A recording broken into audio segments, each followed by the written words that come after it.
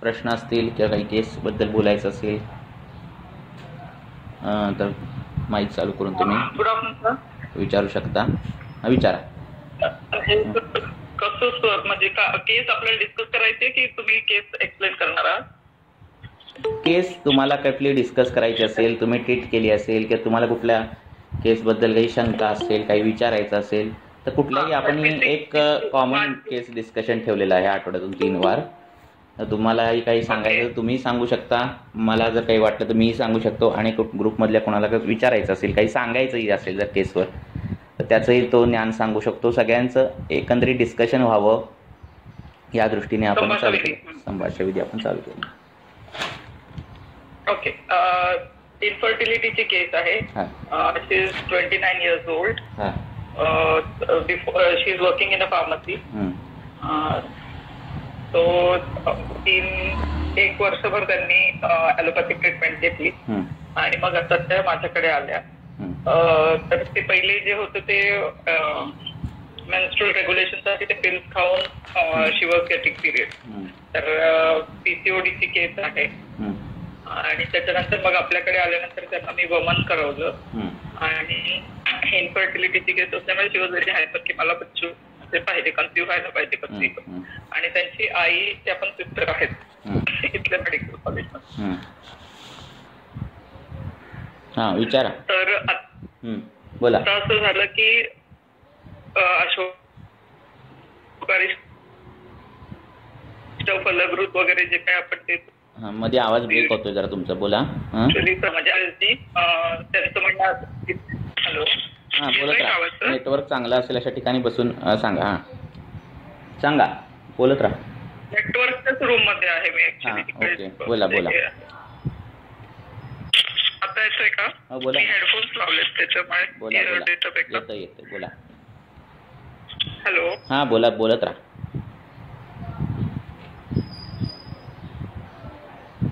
Hello बोलत राहा. Hello आता ऐकायला? हो आवाज येतोय, बोला बोला बोला येतोय. Okay. Age 29 years, female, married since last 2 years. Infertility case आहे. फार्मसी डिप्लोमा या एम.फार्म झालेला आहे. वर्किंग आहेत, लाईक हेवी वर्किंग आहे त्यांचं. वर्क फ्रॉम होम पण आहे आणि she has to go to the place also. आपल्याकडे येण्या अगोदर 1 वर्षावर त्यांनी ॲलोपॅथिकची ट्रीटमेंट घेतली पण हर्सुटिझम व्हायला लागलं म्हणून मग त्यांनी आयुर्वेदाकडे शिफ्ट झाले. माझ्याकडे मागच्या 2 महिन्यापासून आहे. त्याच्यामध्ये 1 महिन्यामध्ये त्यांनी व्यवस्थित रेग्युलर ट्रीटमेंट केली आणि नंतर मग परत 15 दिवस गायब झाले होते. त्या दरम्यान त्यांनी गायनेकॉलॉजिस्टला व्हिजिट करून परत टॅबलेट्स खाल्ले आणि मग पिरियड्स आले. Then again when they came to me, I said ki this is induced pregnancy. So induced menses आहे. तर जर तुम्हाला कन्सिव्ह करायचे तर म्हणजे what you are expecting, they said we want to conceive. तो माझं म्हणणं असं होतं की तुम्ही शोधन कर्म केल्यानंतर जर राहिलं तर बेटर आहे. आता आम्ही काय करतो, आता हे सगळं आहे केस, ही एवढीच आहे ना केस? नाही ह्या केसमध्ये काय आहे का अजून हेतू काय अजून डिटेलिंग काय आहे का? असं आहे की आता वमन केल्यानंतर त्यांना 1 महिना पिरियड आला आणि आता परत मिस झालाय.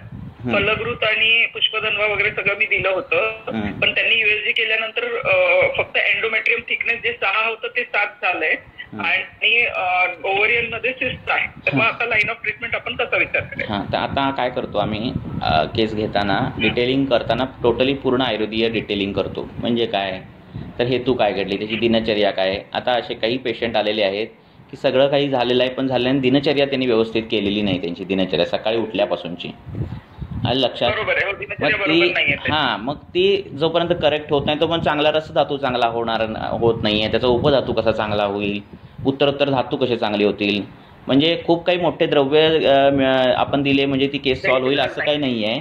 ते केस डिटेलिंग आपल्यासमोर हवी. लक्षात काही कधी छोटी गोष्टी असतात. आता शुक्रगत वात आहे त्याच्यातही गर्भ राहत नाही. शुक्रगत वात आहे त्याच्यात म्हणजे प्रॉब्लेम शुक्रामध्ये आहे आणि त्याच्यात गर्भ राहत नाही. त्याची चिकित्सा देताना विरेचन सांगितलेलं आहे.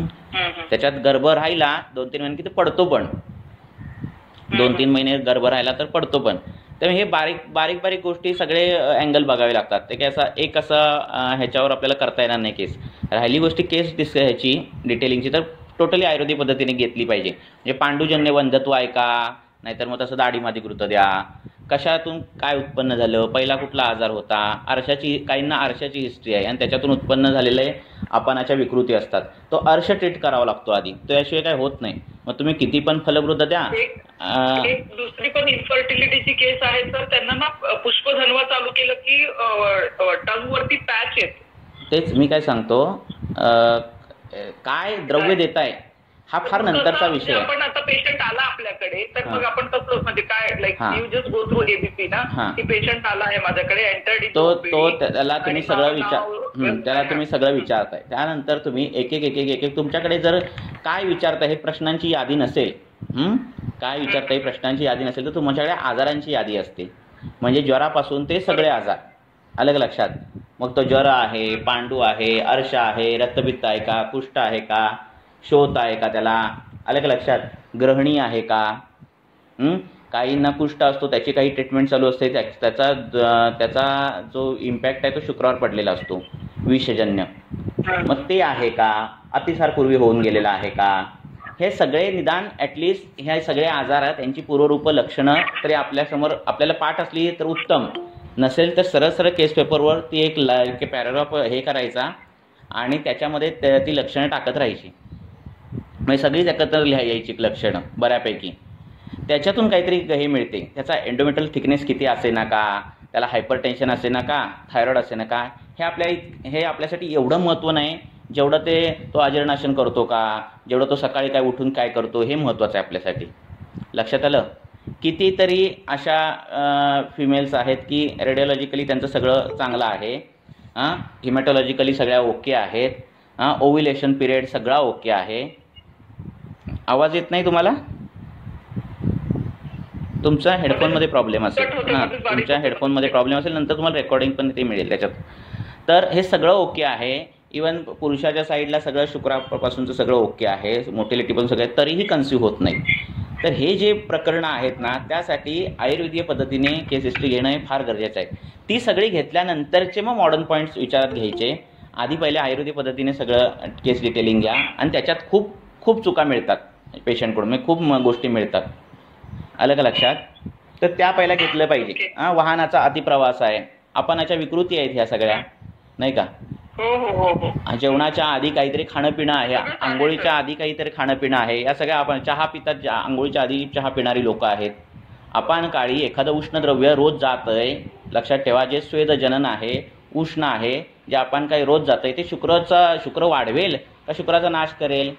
तर हा एक चहा पण इन्फर्टिलिटी निर्माण करू शकतो. लक्षात आलं का. त्यामुळे द्रव्यांचा जास्त विचार करू नका. पुष्पधन वापरायचा का त्रिवंग वापरायचा ह्याचा विचार नंतरच आहे. आधी आपल्या सिद्धांताचा विचार करा.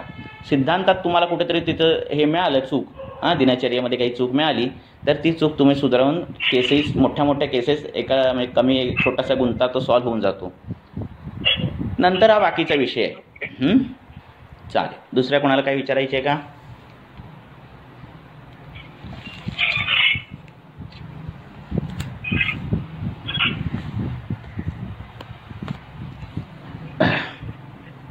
दुसऱ्या कोणाला काही विचारायचं आहे का?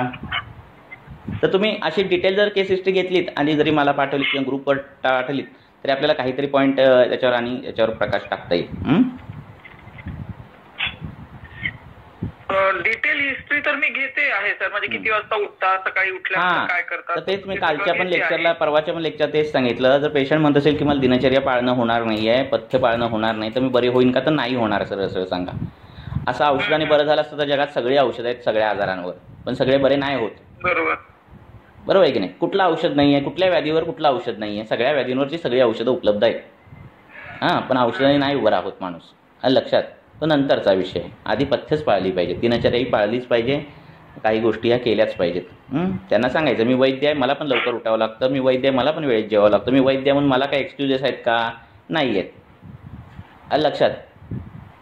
तसं सांगायचं त्यांना की हे सगळ्यांना नियम आहेत, फक्त तुम्ही पेशंट आहे म्हणून तुम्हाला नाही आहे. नाडी म्हणजे ठीक आहे, तुमच्या म्हणण्याप्रमाणे त्यांचा दिनचर्या क्रम हा महत्वाचा भाग झाला. जेव्हा आपण रुग्णाचा विचार करतो किंवा डिसीजचा विचार करतो. मग नाडी परीक्षणामध्ये दोष जेव्हा आपण बघतो आहोत तर मग त्याला कसं कोरिलेट करायचं इथे? एक लक्षात घ्या, नाडी परीक्षणावर जास्त आत्ता भर देऊ नका. आधी तुमचं हे बघा, आचार्यांनी किती भर दिलेला आहे त्या निदानावर, तेवढा निदान आपणही भर देऊया. आलं का लक्षात? तुम्ही बघायचं काय आहे, हेतू बघायचे. सुरुवात ग्रंथ कुठून झाला, हेतूंपासून झाला. निदान स्थान शिकवलं गेलं. नाडी परीक्षेचा एक तरी चॅप्टर आहे का? जे सोपं आहे, जे आपल्या हाताशी, आपण काय आपल्याला काय शोधता येणार आहे, हेतू बघता येणार आहेत. आपल्याला काय बघता येणार आहे, हेतूंचे गुण बघता येणार आहे. आपल्याला काय विचारता येणार आहेत, आपल्याला दिनचर्या विचारता येणार आहे. जे सोपं आहे ते आधी कव्हर करायचं. आलं लक्षात? का? कारण नाडी परीक्षेचे अनेक नियम आहेत. व्यक्तिपरत्व सापेक्षता आहे त्याच्यामध्ये. आलं लक्षात? हे अनेक अनुभवांती प्रत्येकाने निरीक्षणांच्या नोंदी केलेल्या आहेत. त्याच्यात प्रत्येकाचे अनुभव वेगवेगळे आहेत. प्रत्येकाचं प्रेझेंटेशन वेगवेगळं आहे. मोठ्या मोठ्या वैद्यांचं म्हणा आणि लेखकांचं पण म्हणा. मग जो किचकट आहे त्या विषयातून क्वेश्चन बरा करण्यापेक्षा हा सोपा विषय आहे. सामता आहे का निरामता आहे, मल कसा आहे, हे विषय सोपे नाहीत का? दिनचर्या विचारणं हे विषय सोपे आहेत आणि ह्याच्यातच आजार कळतो. बरोबर आहे की नाही? आता हे जे होते आनंद खट्टीकर म्हणून होते इथे पुण्यामध्ये आणि औरंगाबादमध्ये. हो हो, तर ते स्टूल्स चेक करायचे. हो हो, पूर्ण अख्खा डब्बा त्यांना द्यायचे आणि पेशंटला स्टूल्स आणायला सांगायचे. बरोबर आहे. मलवैद्य. तर ते तुमच्या शरीरात ज्या काही घडामोडी होतात, आलं का लक्षात, त्या एकतर तुम्हाला या लक्षणांच्या आधारावर हे करता येतात, नाहीतर शरीरातून बाहेर पडणारी जो काही भावपदार्थ आहे त्याला जज करून तुम्हाला त्या गोष्टी जज करता येतात. म्हणजे काय, पुरुष बाबा चिकट आहे, त्याच्यामध्ये कफाचं हे आहे, तर समजायचं की त्याचे हेतू तसे असतील. आलं लक्षात? मूत्रामध्ये फेस आहे किंवा मूत्र चिकट आहे, मूत्रगंधी आहे, वास घाण येतोय, त्यावरून ते कोणाचा माईक चालू आहे तर तुम्ही काही कसं असतं, दिलेलं सगळं आहे तुम्हाला. हेतू पण बघायचे आहेत, प्रश्न पण विचारायचे आहेत, मला पण बघायचं आहे. हे सगळं केलं तर फार सोप्या पद्धतीने केस सॉल्व्ह होऊन जाते. आलं लक्षात? आणि जर तुम्हाला एकाच म्हणजे आता फक्त मल बघून मी सगळं जज करीन, मूत्र बघून मी सगळं जज करीन, असं करायचं असेल तर तुम्हाला त्याच्यावर प्रचंड मोठा अभ्यास असायला हवा. बरोबर आहे ना? म्हणजे माझ्याकडे जर दांडपट्टा आहे आणि मी दांडपट्ट्याचं काम तलवारीसारखं पण करणार, भाल्यासारखं पण करणार आणि कुठल्या हत्यारासारखं पण करणार, असं करायचं असेल तर तो दांडपट्ट्यामध्ये त्याने खूप त्याच्यात हे केलं पाहिजे. अनेक वेळा अनेक वर्ष त्या फक्त दांडपट्ट्याचा अभ्यास केला गेला पाहिजे. आलं का लक्षात? की तो मग त्याचा उपयोग भाल्यासारखा पण करील. पण का? आपल्याकडे आहे ना, भाला पण आहे, तलवार पण आहे, कैची पण आहे, योग्य ठिकाणी ते साधनं वापरता येत आहेत. लक्षात येते का? पेशंटला उपशय अनुपशय आहे विचारायला, त्याची गूढ गोष्टी कळायला उपशय अनुपशय आहे.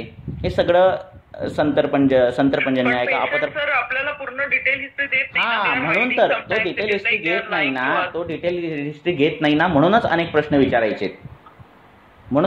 विचारायचे. तो कधी कधी काही लपवून पण ठेवणार आहे. डोकेदुखीचा जर डोकेदुखीचा पेशंट आला आणि आपण त्याला एवढं डिटेल विचारतो किंवा त्याला एक्सप्लेन करतो तर ते बोर होऊन जातात. ते म्हणतात की तुम्ही डोकं दुखतं. हे बघा, पेशंट बोर होतोय का, पेशंटला औषध आवडतंय का, किंवा पेशंटला काय, हा विषयच गौण आहे. आपलं काम आहे आजार बरा करणं.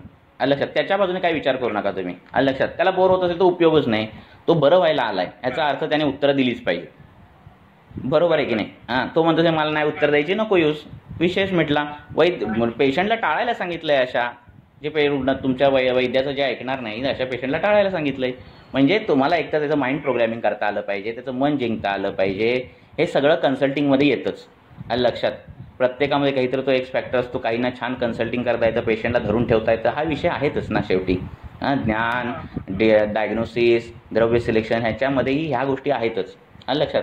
पण आजार तुम्हाला शोधून काढायचा असेल तर एवढ्या फिल्टरमधून तुम्ही जर गेलात मल्टिपल, तर तुमचा एरर जी आहे ती कमीत कमी एरर येणार तुमच्या निदानामध्ये. आणि मग पार्श्वभूती जे दातारशास्त्री करतात, यकृत, मूत्रपिंड आणि मी तेच सांगतोय ना, तर मग त्याला कसं आहे, तो अभ्यास आहे ना, एकाच गोष्टीचा केलेला अभ्यास आहे. अनेक वेळाला लक्षात आलं काय, ती अभ्यासांती गोष्ट होणार आहे साध्य. मी फक्त मलावरून हे करता येईल त्याच्यासाठी मला त्या मलाचा खूप अभ्यास करायला पाहिजे. पण मी म्हणतो जर आहे ना तुम्हाला सोपं, दोन गोष्टी आहेत ना, तुम्हाला सोप्या मार्गे पण दिलेले आहेत, या पण मार्गे दिले, तुम्ही कुठल्याही मार्गे करा. विषय काय पाहिजे, तुम्हाला संप्राप्ती भंग करता आला पाहिजे, व्याधी बरा करता आला पाहिजे, पेशंट बरा झाला पाहिजे, हा अल्टिमेट गोल आहे तुमचा. मग तो तुम्ही कुठल्या पण मार्गाने करा. तुम्हाला संप्राप्ती भंग करताना दुसरा व्याधी उत्पत्ती नाही झाली पाहिजे, संप्राप्ती भंग झाला पाहिजे, हेतू बंद झाले पाहिजेत आणि व्याधी गेला पाहिजे. हा गोल आहे तुमचा. तुम्ही कुठल्या पण मार्गाने तो गोल जिंका. लक्षात आलं? काही जण म्हणेल नाही मी फक्त हेतूंचा विचार करीन, फक्त हेतूंचं वर्ज करीन आणि हेतूंच्या विपरीत फक्त चिकित्सा, ती पण आहारीय चिकित्सा दिन औषध देणार नाही. करू शकतो तो तसा, तेवढं त्याच्यात त्याने पांडित्य तसं मिळवलं पाहिजे. लक्षात येते का? असं. बरं, पुढे कोण काय विचारणार आहे का? बाकीच्यांना काय बोलायचंय का? सर केसांसाठी आपण ट्रीटमेंट करत असतोय ना, त्यावेळेला जे पेशंट असले तर त्यांना केस धुण्यासाठी आपण काय म्हणजे केस धावून दिलं तर ते अवघड पडतं त्यांना, ते रोजचा काढा करणं किंवा ते चूर्ण ते लावून धुणं. तर आपण काय इथं सांगू शकतो पेशंटना? हे बघा, स्नान करायचं आहे ना, तर स्नान करताना स्नानम गजवत आचरित, खूप पाण्याने स्नान करायचं नाही, त्याने शरीर स्वच्छच होतं. लक्षात आहे? केस नुसते पाण्याने धुतले तरी ते स्वच्छच होतात, पण ते रोज धुतले जात नसतील, म्हणजे स्त्रियांकडून जात नसतील तर हे कृमी उत्पत्ती आणि या बाकीच्या गोष्टी होतात. लक्षात, उवा होणं किंवा डॅन्ड्रफ होणं. पण नुसतं पाण्याने जरी खळखळून आंघोळ केली तरी शरीर शुद्धच होतं. आपल्याला ते बिंबवलं गेलेलं आहे की साबण लावला पाहिजे, फेस आला पाहिजे, तो वरचा स्निग्धता गेली पाहिजे की आपण शुद्ध झालो, असं काही नाही आहे. तरी पण तुम्ही आठवड्यातून एकदा दोनदा ते धावण जे केसांचं आहे ते तुम्ही हे करू शकता. काय कठीण आहे? काढा लावून. आता कंडिशनिंग करतात लोक, ते काय सोपं आहे का सांगा मला? कंडिशनिंग करणं केसाला ते सोपं आहे? हॅलो, शॅम्पू लावायचा, नंतर कंडिशनर घ्यायचा, तो ठेवायचा केसांवर 5 मिनिटं, हे का सोपं आहे का? धावण त्याच्यापेक्षा सोपं नाही का? विषय काय आहे? ॲडव्हर्टाईजची. धावनाची ॲडव्हर्टाईज होत नाही, कंडिशनिंगची ॲडव्हर्टाईज होते. लक्षात येते का तुम्हाला? उठणं लावायची ॲडव्हर्टाईज कधी होत नाही, साबणाची ॲडव्हर्टाईज होते. आलं लक्षात? एखादी गोष्ट चांगली आहे, त्याचा परिणाम चांगला आहे असं ज्यावेळी पेशंटला कळतं त्यावेळी तो पेशंट ते सगळे खटाटोप करतो. लक्षात येते तुमच्या? हॅलो, सरांचा आवाज जातोय. माझा आवाज जातोय? आवाज जातोय. एक मिनिट, मी जरा नेटवर्क स्विच करून बघतो, बघा आवाज येतोय का? हां, येतोय का आवाज? हां, आता तरी येतोय. बरं, येतोय सर. तर कंडिशनिंग करणं केसाला, कंडिशनर लावणं, पहिला शॅम्पू लावायचा, मग कंडिशनर लावायचा, मग 3-4 मिनिटं थांबायचं आणि मग केस वॉश करायचं. ही काही गोष्ट सोपी आहे का? नाही आहे सोपी. ही पण वेळखाऊच प्रोसिजर आहे ना, पण त्याची तशी ॲड होते म्हणून पेशंट करतात. आलं लक्षात? मग त्याच्यापेक्षा धावण कितीतरी पटीने सोपं आहे. विषय काय होतो, आपलं जे आहे ना ते आपल्याला म्हणजे पेशंटला पण आणि आपल्याला पण कठीण वाटतं, कारण आपण त्याची फलश्रुती सांगत नाही पेशंटला. एकदा का तुम्ही त्याचे हे सांगितलेत की एवढं हे लावल्यावर तुझे केस असे असे होतील, हे लावल्यावर एवढं छान छान होईल, तर कोणी काही खटाटोप करायला तयार आहे आजकालच्या जगात. उठणंही लावायला लोक तयार आहेत. लक्षात येते का? त्यामुळे हा मुद्दाच येत नाही.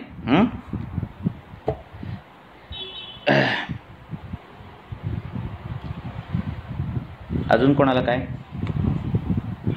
ते त्यांचा प्रॉब्लेम येतो म्हणून मी विचारलं. नाही असू दे, पण जास्त पेशंटकडून विचार करू नका. लक्षात येते का? पेशंट उद्या तुम्ही चूर्ण दिलात, तो म्हणेल मला कॅप्सूल द्या. कॅप्सूल दिलेत म्हटणार 2 वेळा फोन कर, कधी घ्यायची सांग. त्याला नुसतं स्पून फिडिंग हवंय. लक्षात येतंय? आलं लक्षात?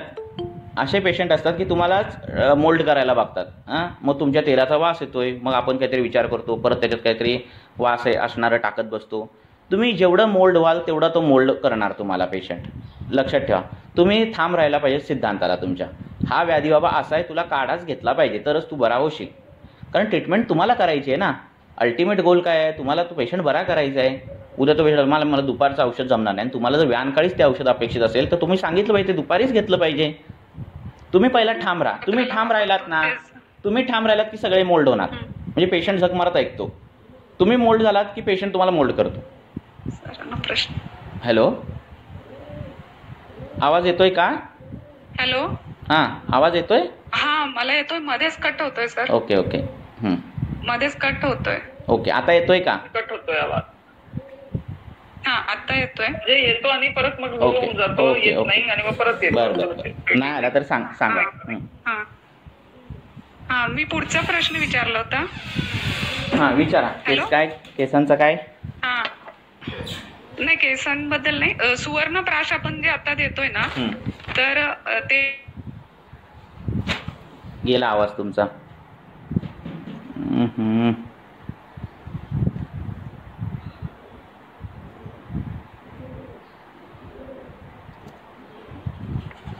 हॅलो.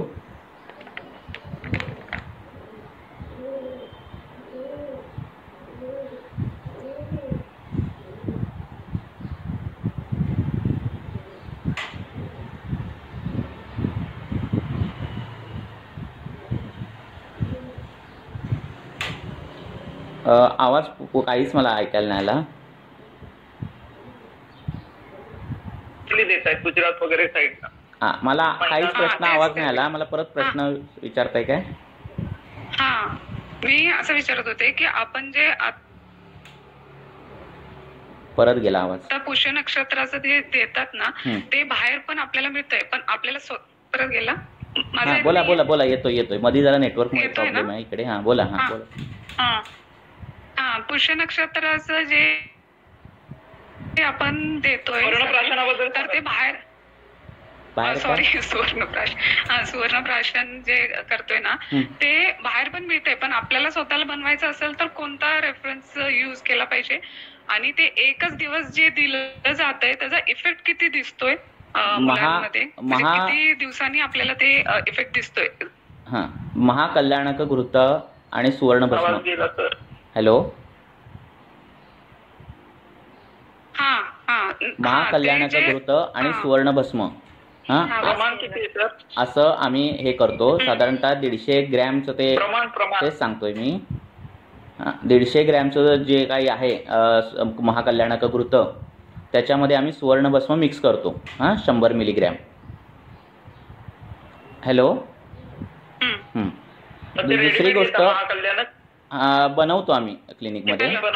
बनवतो. दुसरी गोष्ट अशी, हे रसायन जी आहेत, जी शरीराला पोषण करतात, जी शरीराला तुमची रोगप्रतिकारक क्षमता वाढवतात, जे धातू चांगले करतात, त्याचा जो काही इफेक्ट आहे तो, हॅलो, जे मिळतात त्या, एक मिनिट.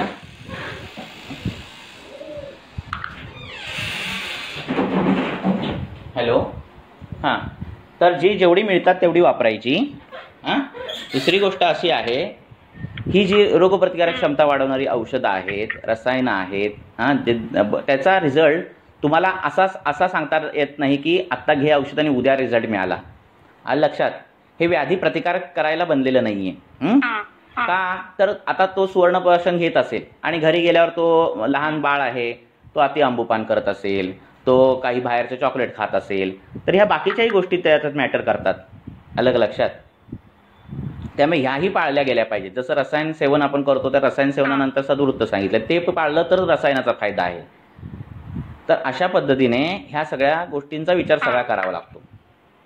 लक्षात? म्हणजे सुवर्णप्राशन देताना हा जो काही एक आपण कन्सेप्ट राबवला जातो, ते सांगताना लहान मुलांच्या त्या पालकांना हेही सांगितलं गेलं पाहिजे की लहान मुलांची दिनचर्या कशी असली पाहिजे, त्याचं खाणं कसं असलं पाहिजे, त्याला कधी तुम्ही खायला दिलं गेलं पाहिजे. जर त्याला सर्दी ताप खोकला आला तर तुम्हाला अँटीबायोटिक किंवा हे न देता तुम्ही आयुर्वेदिक वैद्याकडे येऊन चाटणं दिली पाहिजेत. हे सगळं तुम्ही त्यावेळी मार्गदर्शन केलं पाहिजे. नुसतं शिबिर ठेवून ड्रॉप्स दिले आणि आपली जबाबदारी संपली तर काय उपयोग नाही. लक्षात येते तुमच्या? म्हणजे काही तर क्लिनिकमध्ये सुवर्णप्राशन पण दिलं जातंय आणि नंतर त्याला अँटीबायोटिक्सचं पण आल्यावर सर्दी खोकला आहे म्हणून अँटीबायोटिक्स पण औषध दिलं जातं. तर ह्याला काय ह्याच्यात काय म्हणजे हेच नाही, बेसलेसच झालं सगळं. लक्षात?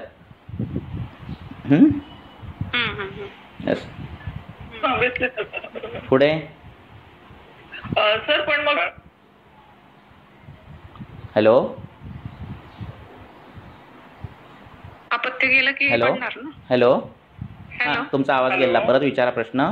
आज जरा नेटवर्क प्रॉब्लेम आहे. बोला. तुम्ही जे प्राशन मुलांना दिलं आहे तर ते मुलं कधी आजारी पडलेत का? तेच बोलतोय. केवळ ते एकमेव एका पॉईंटवर धरून आपण सगळं नाही जज करू शकत. आम्ही मार्गदर्शन पण केलं जातं मुलांना की तुम्हाला सर्दी ताप खोकला आला तर तुम्ही काय करायचं, तुमची दिनचर्या कशी करायची, असं सगळं जे पाळलेली मुलं आहेत ती तरी खूप हेल्दी आहेत. लक्षात? माझ्या स्वतःच्या मुलाला मी एकही लस दिलेली नाही आहे जन्मापासून आतापर्यंत त्यांनी कधी पॅरासिटामॉल वॅक्सिनेशनचं how we are going to, तेच मी सांगतोय की एकही लस दिलेली नाहीये आणि तो विषय वेगळा आहे, खरं आता चर्चेचा विषय नाहीये. पण पॅरासिटामॉल म्हणा किंवा कुठला अँटीबायोटिक अजून तरी द्यावं लागलं नाही, वय वर्ष आता 6 आहे. तर म्हणजे विचार करण्याची गोष्ट आहे की हे नुसतं बोललं जात नाहीये, हे पाळलंही जातंय आणि त्याचे रिझल्टही मिळतात. त्यामुळे आपण पूर्णपणे जर आयुर्वेदिक विचार केले, बाकीचे कुठलेही विचार न करता, तरी आपण सहजपणे आरोग्य प्राप्त करू शकतो. लहान मुलांच्या बाबतीत तसंच आहे. सर तो मग तेव्हा त्या पर्टिक्युलर दिवसाच्या त्या नक्षत्राचा तेवढा परिणाम आहे? त्याच्यापेक्षा रेग्युलर दिलेलं चांगलं आहे, लक्षात. पण रेग्युलर जर दिलं ना त्याचं वेटेज पण राहत नाही. लक्षात आलं? हे रोज द्या असं म्हटलं की त्याला तेवढं महत्व येत नाही. आलं का लक्षात? बरोबर त्या दिवसाला बाबा क्लिनिक मधून फोन येतोय आणि तुम्ही त्या दिवसाला जाताय आणि घेताय आणि तिथे एक मिनिट आणि तिथे गेल्यानंतर तुम्ही ते घेताय आणि घेतल्यानंतर तुम्ही सांगितलं तर रोज घेत जावा तर घेतात पेशंट. परत त्या नक्षत्राला तुम्ही बोलवलं की परत ते पुश परत द्यावा लागतो. आलं का लक्षात? हा बोला. आता जे मी बोललो 150 ग्रॅम ते सांगतो. 150 ग्रॅम महाकल्याणक घृत आणि 100 मिलीग्रॅम सुवर्ण भस्म असं ते हे केलं तर साधारणतः आम्ही 10 ड्रॉप्स किती वर्षाच्या 6 महिन्याच्या पुढच्या मुलांना आणि त्याच्या आधीच्यांना 3 ड्रॉप्स अशा पद्धतीने ते कॅल्क्युलेट करून देतो. 10 ड्रॉप. ओके.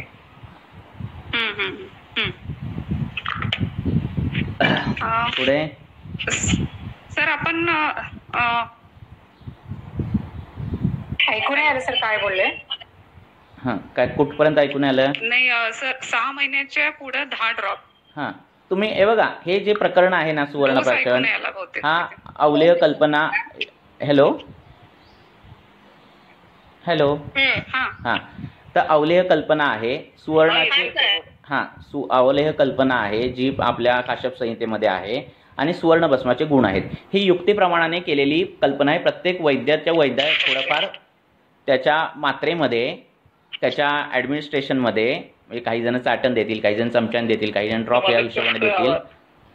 हॅलो येतोय का आवाज? मध्ये जातोय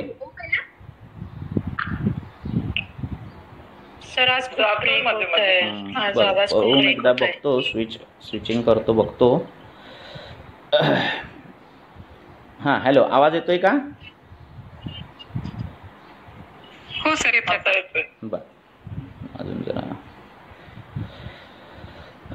तर लेहन संस्कार जो आहे काश्यप संहितेमध्ये सांगितलेला त्याचा आधार घेऊन सुवर्णभस्माचे गुण बघून युक्तिप्रमाणाने केलेली ही गोष्ट आहे. आलं का लक्षात? त्यामुळे प्रत्येक वैद्यानुसार त्याचं ॲडमिनिस्ट्रेशन, त्याचा डोसेज जो आहे तो कमी जास्त तुम्हाला दिसेल. हॅलो तर प्रत्येक गोष्ट ॲज इट इज शास्त्रामध्ये काही ठिकाणी नसेलही सांगितली. म्हणजे आता अध्ययन हे काय मोबाईलवरून करायला सांगितलंय का? नाही करायला सांगितलं, पण आपण करतोय ना. आलं का लक्षात? त्यामुळे काही वेळेला आपल्याला ते कसं राबवावं लागतं. थोडंफार जरी वर्णित नसेल तरी युक्तिप्रमाणाने काही गोष्टी करायला लागतात आणि ही सूट शास्त्रकार प्रत्येक ठिकाणी देतात. कुठलाही अध्याय संपला चिकित्सा स्थानातला असेल तर नंतर ते सांगतात की तुम्ही युक्तिप्रमाणाने औषधांचं असा संयोग करू शकता. ही सूट प्रत्येक वेळी दिलेली आहे. युक्तिप्रमाण वापरा ही सूट सगळ्याकडे दिलेली आहे. दिनचर्याक्रम जो आपला आहे तोच लहान मुलांना कसा राहणार आहे? मग नाही, लहान मुलांना अभ्यंग हे नेहमी येणार आहे. त्यांना व्यायाम नसणार आहे. हॅलो जे किती वर्षापर्यंत अभ्यंग करायचा आहे? अभ्यंग सगळ्यांनीच करायचा आहे. मुख्य अभ्यंग हा दिनचर्येचा भाग आहे. अभ्यंग हा दिनचर्येचा भाग आहे, तो सगळ्यांनीच करायचा आहे. मोठ्या माणसांनी पण करायचा आहे. जसा व्यायामही करायचा आहे. तर बाकीच्या ज्या गोष्टी आहेत, भूक लागल्यावर खाणं, त्यांना शोधणं येत नाहीत. लहान मुलांना शोधणं येत नाही आहेत. जे तीक्ष्ण उपचार आहेत, तीव्र उपचार आहेत, ज्याच्यामध्ये दोष हलणार आहेत शरीराचे, दोषांचा शोध, असे उपचार सांगितलेत ना ह्याच्यात अष्टांगमध्ये की गरज असेल तरच त्यांना विरेचन द्या असं सांगितले. अगदी लास्ट वाटतंय. म्यूट करा. कोणाचं? अपेक्षा मॅडम बंद करा. कोणाचं? प्रश्न चेक करणार आहेत म्हणजे परत प्रश्न विचारणार. अपेक्षा मॅडम म्यूट. हॅलो मी करतो म्यूट. आणि काय करा, ज्यांनी प्रश्न विचारला त्यांनी फक्त माईक म्यूट करा, म्हणजे त्यातल्या त्यात आवाज येईल. हां, नंतर परत तुम्हाला विचारत त्यावेळी माईक चालू करा तुम्ही.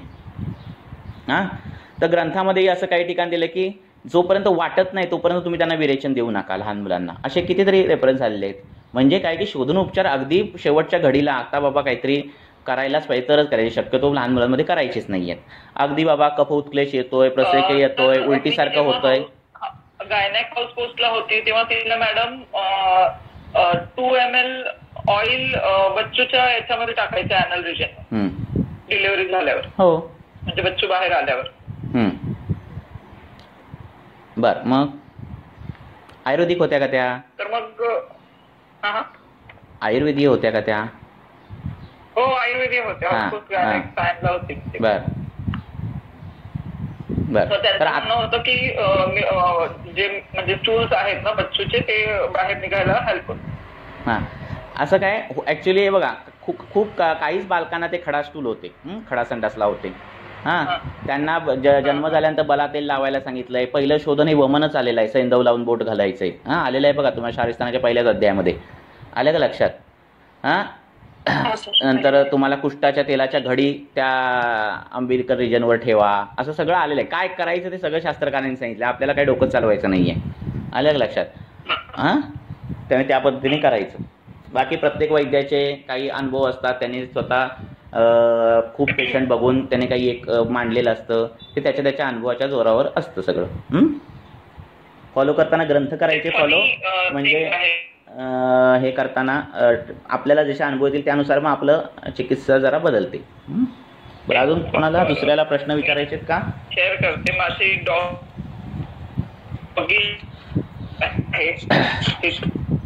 कोणाचा प्रश्न काय? आवाज तुमचा कट होतोय मॅडम. कनेक्शन झालं आणि I didn't wanted the regional out of which 1 died and 1 lived. तर हे कसं काय मला वर्कआउट झालं तर तिथे आवाज नाही आला तुमचा. म्हणजे ते कन्सिव्ह होऊ नये तिने म्हणून ते जे स्पर्म्स असतील ते सगळे डेड होऊन जावेत.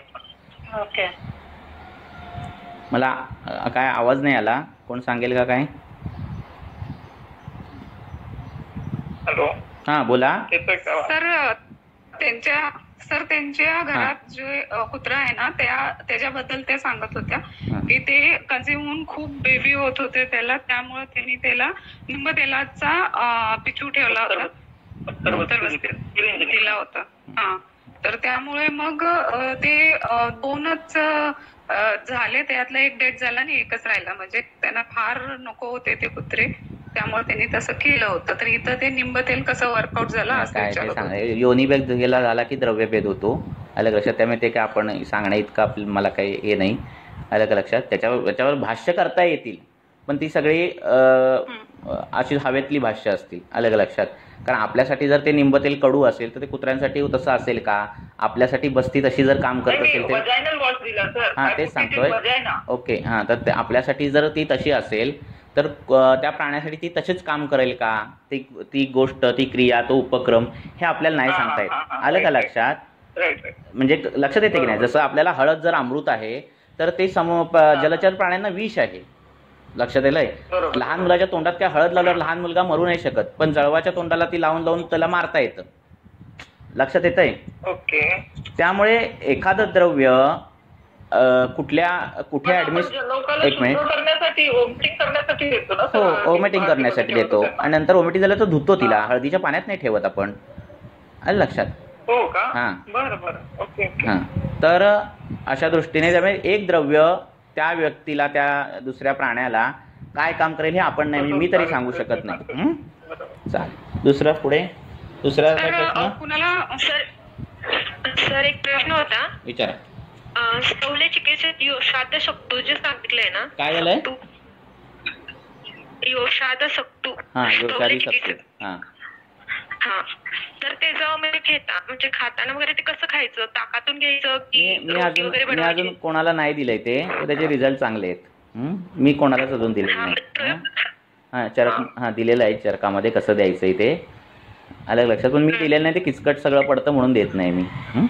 बाकीचे काही विचार असतील ते मी करतो. स्थूल्यामध्ये अभ्यंग असेल, व्यायाम असेल, श्रोतरोध कसला झाला असेल तर तो दूर करणं, असे विचार करून छोटे छोटे विचार करून केस सॉल्व्ह करण्याचा प्रयत्न करतो.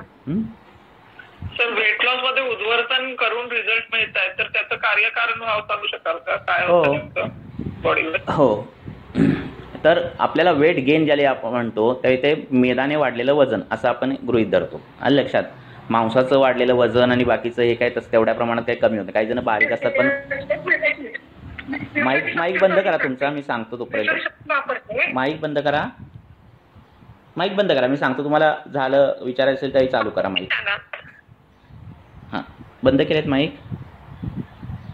हां, म्हणजे डिस्टर्ब नाही. हां, तर काय आहे, मेद ज्यावेळी शरीरातलं वाढतं त्यावेळी पोट लोंबकळायला लागतं, छाती लोंबकळायला लागते, स्फिग लोंबकळायला लागतं. असं ते वजन वाढतं मेदाचं. आता ज्यावेळी आपण उद्वर्तन करतो त्यावेळी उद्वर्तन करणारी जी द्रव्य आहेत ती कषाय, तिखट अशा रसाची आहेत. कटू कषाय रसाची आहेत. त्रिफळा असेल, मुस्ता असेल, बाकीची द्रव्य असतील. तर ती द्रव्य एक तर ती रस त्यांचा तसा आहे, आणि दुसरी गोष्ट आपण जी क्रिया करणार आहे ती घर्षण क्रिया करणार आहे. म्हणजे त्याच्यातून उत्पन्न होणार आहे ती उष्णता. हे दोन गोष्टी मेदाला पातळ करणं म्हणजे त्याच्या गुणांच्या विपरीत आहे. काय? त्या द्रव्यांचा रस आणि त्या केलेली क्रिया घर्षण क्रिया, आणि त्यामुळे मेद पातळ होतो. पण ते खूप घासावं लागतं. दोन्ही बाजूनी चूर्ण, दोन्ही म्हणजे एका माणसाने घासण्यापेक्षा दोन्ही बाजूनी एका वेळी घासल्यावर तर कुठे वजन कमी व्हायला लागतं. त्यापेक्षा बाकीचे पण सोपे पर्याय आहेत, त्याच्याने आपण करू शकतो वजन कमी. वजन वाढणं, वजन कमी होणं, वजन कमी असणं ह्याचे वेगवेगळ्या अँगलने विचार करावे लागतात. फक्त तेवढ्याच अँगलने विचार करून चालत नाही. काही कृश माणसं असतात, खातात खूप पण वजन वाढत नसतं, तर बाकीचेही विचार सगळे करावे लागतात. कृमींचा विचार मोठा येतो, तो विचार नेहमी करावा लागतो चिकित्सीय दृष्ट्या.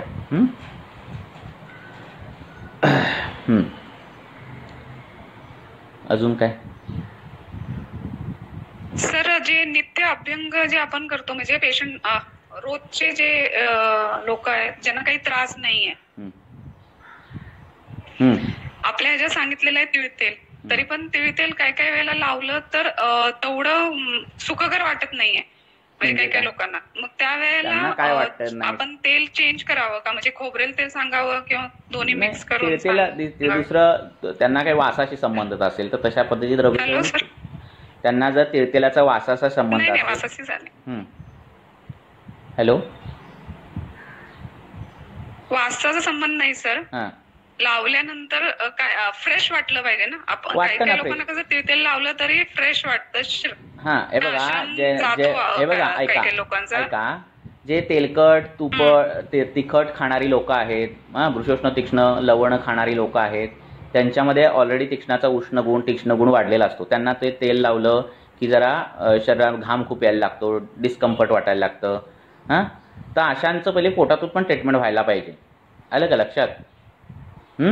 अतिस्वेद होतोय, जिथे नाही घाम यायला पाहिजे त्या ठिकाणी पण घाम येतोय, हे व्याधीचं लक्षण आहे ना. ट्रीटमेंट व्हायला पाहिजे ना त्या पित्ताची, त्यांची दिनचर्या सुधारली पाहिजे ना.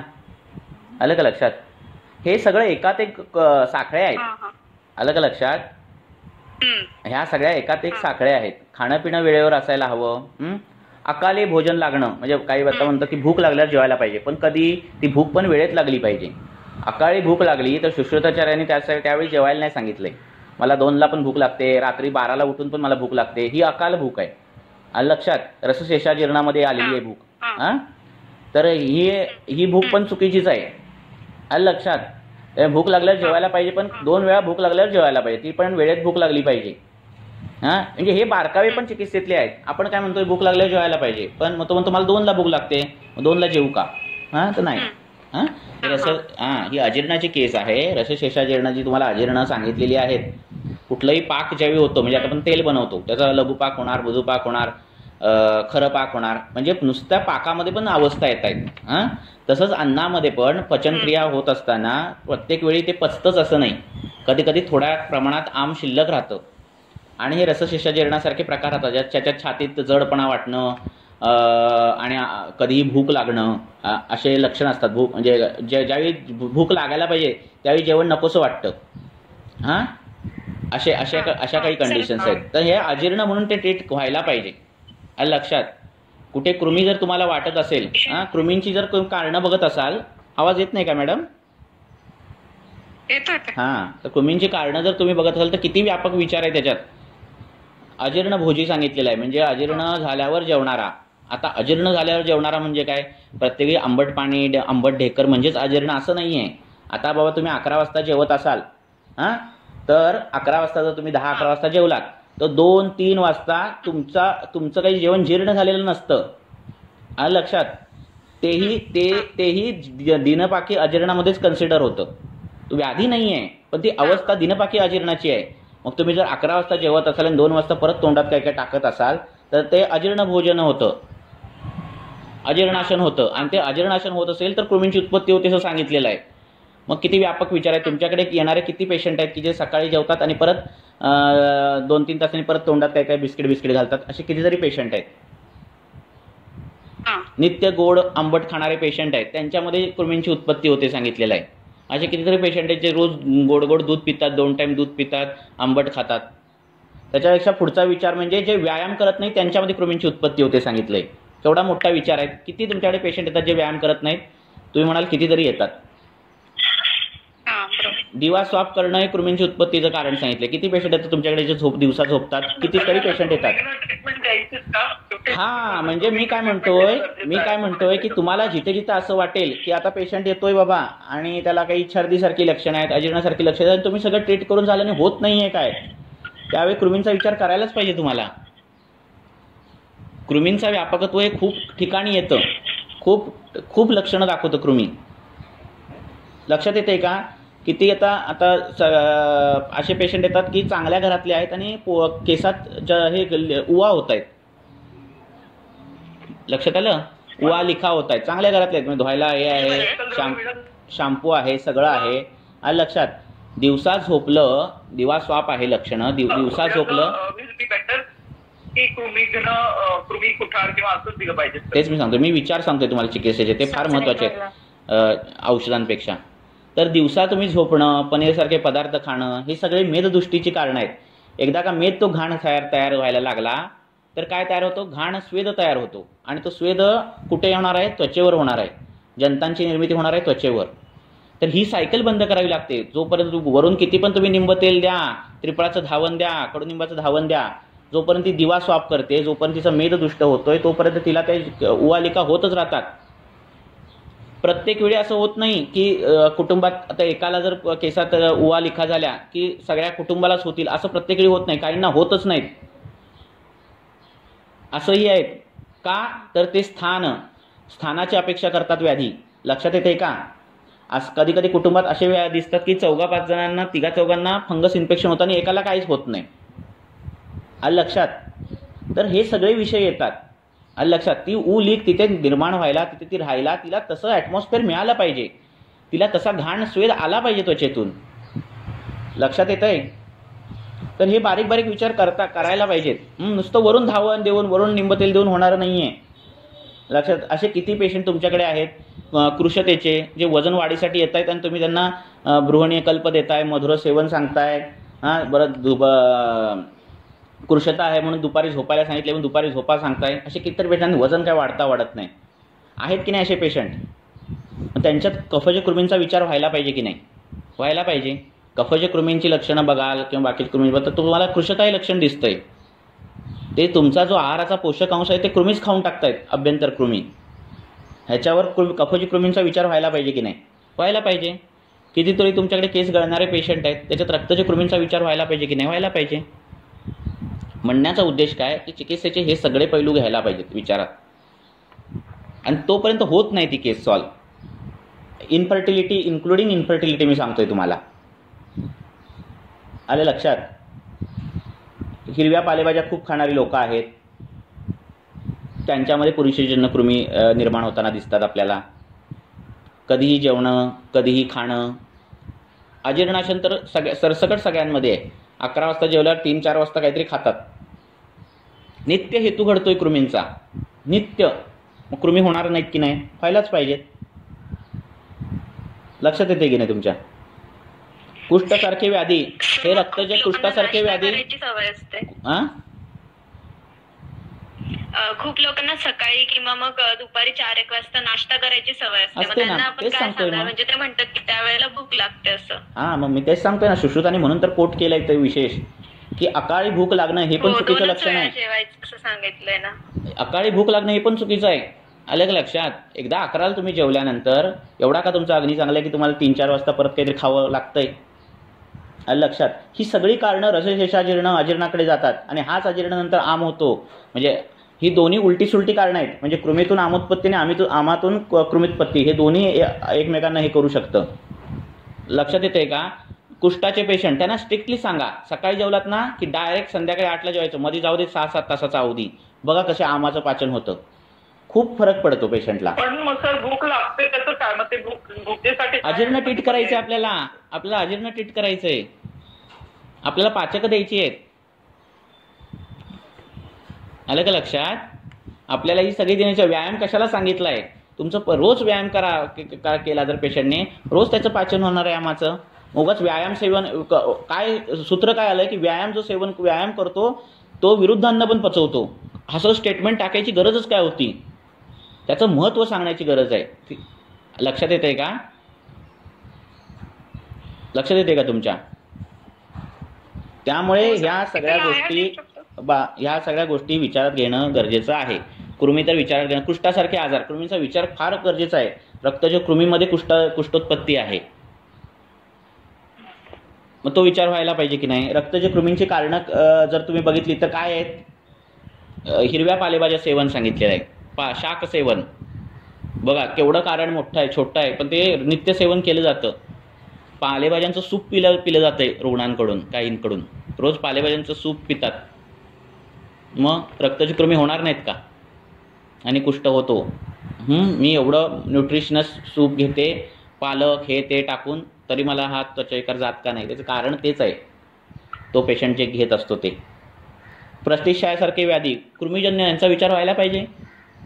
कफज कृमींमध्ये लहान मुलांमध्ये तर हे कॉमनच आहे. प्रतिक्षय असेल, तुमचं कृशता असेल, आलं का लक्षात? पेशंटला त्या मुलाला लहान खाऊसं नाही वाटत, करा ना तुम्ही ट्रीटमेंट. कृमींची व्हायला पाहिजे ना. तो नित्य दूध पिणारा व्यक्ती आहे, दूध सेवन नित्य हे कफज कृमींचं कारण सांगितलेलं आहे. म्हणजे हे सगळं असा विचार पण केला गेला पाहिजे. एकच केवळ वातपित्त कफ आणि कृमी पण आहे एक, आलं लक्षात? तो पण एक विचार घेतला पाहिजे. बरोबर आहे की नाही? नित्य मांस सेवन करणारे आहेत लोक, रोज काहीतरी मांसाचा पीस पाहिजेच आहे जेवण ताटात, असे पण आहेत लोक. अशी लोक आहेत. कफज कृमींची कारणं आहेत ही. दही रोज ताटात लागतंय, कारणं आहेत ही कृमींची. खूप कारणं आहेत. म्हणजे विचार केला तर खूप, म्हणजे प्रत्येक केसमध्ये तुम्हाला मिळेल. आणि मग प्रत्येक वेळी मग कृमिघ्नच औषध द्यायची का? तर नाही, असं काही नाही आहे. तुमची काही औषधही कृमिघ्न आहेत. निर्गुंडी कृमिघ्न आहे, कडू औषधही सगळे कृमिघ्न आहेत, नाही का? पण त्यांचं कृमींचं पतन पण व्हायला पाहिजे. आठवड्यातून एकदा दोनदा एरंडेल तेल द्यायला पाहिजे. देऊन बघा पेशंटचं, खूप सेट होतात पेशंट. आलं का लक्षात? थोडी जरी मलबद्धता आहे, थोडं जरी उदावरतासारखी लक्षणं दिसत आहेत तुम्हाला, असं काही तुम्हाला दिसत असेल, अपान वायू फार महत्त्वाचा आहे. प्राण आणि अपान लक्षात येते का तुमच्या? म्हणजे चिकित्सेच्या दृष्टी बाकीचे तर आहेतच, नाही असं नाही, नो डाऊट. पण भगवद्गीतेमध्ये पण प्राण अपान समकृत्वा नासाभ्यंतरचारेण असं सांगितलं आहे. मी प्राण आणि अपान या दोनच वायूंचं वर्णन आहे.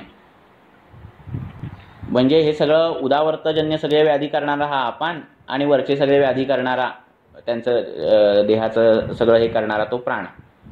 बाकीचे तर आहेतच, पण ह्याचा विचार करणं सतत गरजेचं आहे. कृमींचा विचार असं. तर ल्युकेमियामध्ये रक्त, म्हणजे आपण कॅन्सरला कसं हे करणार आहे आयुर्वेदिकच्या दृष्टिकोनातून? तो आयुर्वेदिक आजार काय आहे तो सांगणं फार गरजेचं आहे. आलं का लक्षात? त्याचं प्रेझेंटेशन प्रत्येकामध्ये वेगवेगळं येतं. आलं का लक्षात? म्हणजे मी तुम्हाला जर सांगितलं ना, तुम्हाला मी कालच्या परवाच्या पण लेक्चरमध्ये सांगितलं की तुम्ही मला 1 लिटर कांदे आणून द्या, तर तुम्ही म्हणाल कसं शक्य आहे? तर मी म्हणलं नाही, आणून द्याच. तर शक्य आहे का? ते नाही आहे शक्य. आपल्याकडे तो व्याधी का, आपल्याला काय दिसेल, जे दिसेल त्यानुसार विचार करा. नंतर आपला सगळा विचार संपून झाल्यानंतर मग त्या निदानांचं त्याचे जे रिपोर्ट्स आहेत त्यांचा विचार करा. पण आधी हा बेस आपल्याकडून झाला पाहिजे. लक्षात येते का? माझ्याकडे एक कॅन्सरचा पेशंट होता, पोटात गाठ होती, त्याचं निदान मी काही तशा पद्धतीने केलंच नाही आहे. कॅन्सर पण जे काही ट्रीटमेंट त्याला चालू होती त्याच्यात तो पेशंट खूप चांगला त्याला रिस्पॉन्स मिळाला. पण नुसतं कॅन्सर विचार केला असता तर बाकीच्या सगळ्या गोष्टी हे झाल्या असत्या. बरं, एक कॅन्सर निर्माण व्हायला अनेक दिवसाच्या चुकीच्या दिनचर्येचा, अनुवंशिकतेचा आणि सगळ्या गोष्टीचा, आदिदैविकापासूनच्या सगळ्या गोष्टींचा अंतर्भाव असतो. कॅन्सरसारख्या तरी पेशंटमध्ये सांगतोय मी. त्यामुळे नुसता एका औषधावर ते होणारं नसतं. त्याच्या दिनचर्येपासून सगळं असं काही करावं लागतं सेट की त्याचे धातू एकदम चांगले तयार होतील, रक्त चांगलं तयार होईल आणि जो काही व्याधी आहे त्याचं व्याधिबल कमी होऊन शरीर बल वाढेल. यासाठी सर्व बाजूने विचार करावा लागतो आणि प्रत्येक वेळी विचार करावा लागतो. त्याच्या स्नानापासून ते रात्रीच्या झोपेपर्यंत त्याचं स्नान कुठलं असावं, त्याने दंतधावन कुठलं करावं, त्याने अभ्यंग कुठल्या तेलाने करावं, त्याचा आहार कसा असावा, त्याचं पाणी कसं असावं, पाण्यामध्ये कुठली द्रव्य टाकावीत, तिथपासून ते रात्री झोपायच्या आधी काय घ्यावं, रात्रीचा आहार कसा असावा, निद्रा कशी असावी, हा सगळा विचार केला तर धातूंमधचं बळ वाढायला लागतं त्याच्या आणि तो पेशंट चांगला हे होतो. जर त्याचं बाकीचं त्याचं चांगलं असेल तर पूर्वजन्मकृत सगळं. ओके. कारण अनेक आजार येणार, त्याला वेगवेगळी टायटल म्हणून जे आहे कार्डिओलॉजिस्ट, त्याचा तर मी व्हिडिओ ऐकला.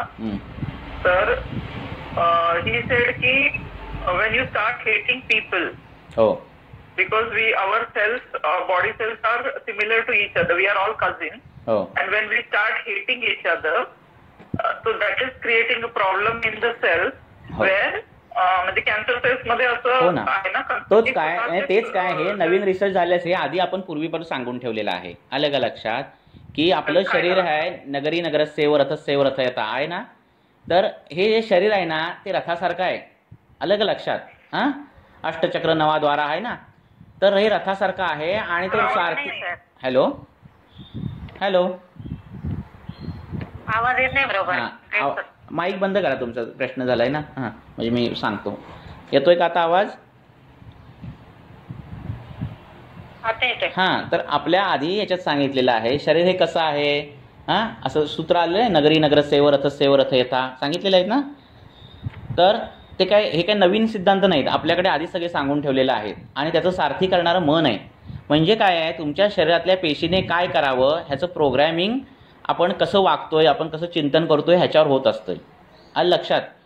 चिंता, शोक किंवा राग करून जेवणं हे आमाजीर्णाचं कारण आहे. लक्षात आलं का? म्हणजे मनाचा रोल हा एवढा इथपर्यंत जातं हे सांगणारं आपलं शास्त्र आहे. मग ते प्रसन्न राहायला पाहिजे, खोटं बोललं नाही पाहिजे, हे सदवृत्त आलंच. आलं लक्षात? सगळ्या आजारांमध्ये हे सदवृत्त पालन आलंच. आलं लक्षात? केवळ इच्छाशक्तीवर जगणारे कितीतरी पेशंट असतात. कॅन्सर झाला आहे, ह्या स्टेजचा आहे, पण केवळ बाबा मला जगायचं आहे आणि इतका सकारात्मक असतात असे पेशंट असतात. आणि एक छोटंसं काहीतरी ब्लड प्रेशर वाढल्याने कोणीतरी सांगितलं आणि त्याच्याने अटॅक आलेले पण पेशंट असतात. त्यामुळे मनोबल किती आपल्याला स्ट्रॉंग करता येईल हे वैद्याने पण त्या पेशंटला हे करावं, प्रोग्रॅम करताना सांगावं. अलग लक्षात? आवाज येतोय का माझा? तर हे सगळं आलंच की. आलं का लक्षात? तुम्ही जे वाचलं ऐकलं हे सगळं आपल्या पण शास्त्रात आहे, आपल्या धर्मग्रंथात हे सगळं जुनंच आहे. हे सगळं फक्त तुम्हाला चांगलं प्रेझेंटेशन करून सांगितलं तर तुम्हाला वाटतं ते नवीन आहे काहीतरी थेअरी. ही सगळी थेअरी जुनीच आहे. आलं लक्षात? नाही तर मग ते आमाजीर्णामध्ये ती मनाची कारणं कशाला दिली असती नाही का? रसायनापासून सदवृत्ताचं पालन कशाला दिलं असतं? खोटं बोलू नका, चोरी करू नका हे कशाला सांगितलं असतं? संबंध काय? 3 दोष करायचे, ते 3 दोषांना औषध द्यायचं आहे ह्या विषय कशाला सांगितले असते? तर हे सगळे विषय येतात. कुष्ठाच्या कारणांमध्ये चोरी करू नका सांगितलेलं आहे. म्हणजे हा किती पुढचा विचार असेल विचार करा. खोटं बोलणं ह्याच्याने काही कुष्ठ होतात. म्हणजे विचार किती वरच्या लेवलचे आहेत विचार करा. आलं का लक्षात? हेच फक्त वेगळ्या पद्धतीने सांगितले की आपलं वाटतं काहीतरी मॉडर्न रिसर्च झालेला आहे. आपल्याकडे सगळं खोदून ठेवलेलं आहे. फक्त त्या वाचण्याचा तसा चष्मा घालून आपण ते वाचलं पाहिजे. बरोबर आहे? चोरी करताना काय होतं? नवीन माणूस जर चोरी करत असेल तर काय होतं? त्याला घाम फुटतो, त्याचा हात कापतो. म्हणजे तो करतोय काय? चोरी. लक्षणं उत्पन्न काय होत आहेत? शारीरिक.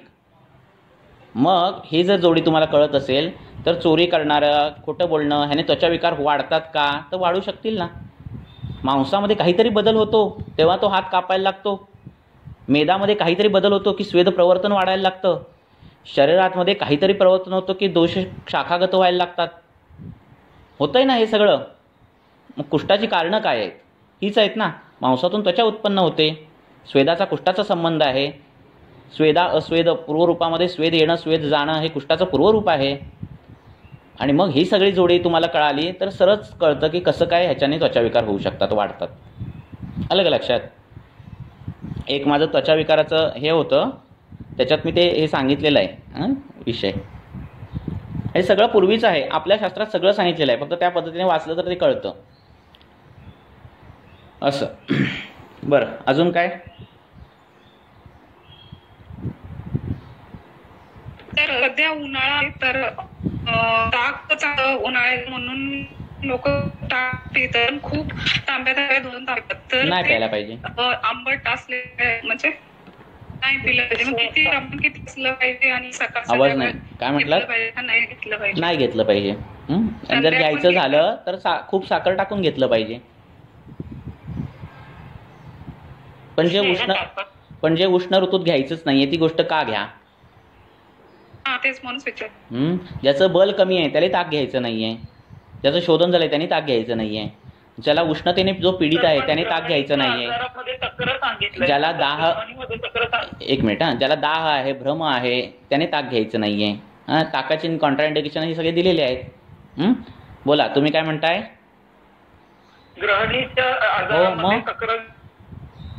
हो, तक्र सांगितलेलं आहे. मग तक्रम तू ग्रहणी दोषे दीपनम ग्राही लागवत. ते लघु आहे, ग्राही आहे म्हणून ते द्यायचं आहे. त्याचे गुणधर्म काय आहेत त्यानुसार ते द्यायचं आहे. ग्रहणीमध्ये रात्रीचं घेऊ नका असं सांगितलंय, दुपारी घ्यायचं असं सांगितलंय. पण आजार ना, आपण आता यांनी विचारलाय प्रश्न तो स्वस्थ वृत्तासाठी विचारलाय. लोक ताक रोज उन्हाळ्यात घेतात, आलं का लक्षात?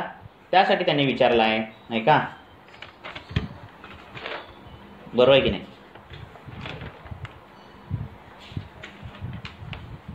मग आवाज नाही येत. हॅलो हॅलो, येतोय का? आता येतोय. आवाज मध्ये काहीच ऐकायला नाही आलं.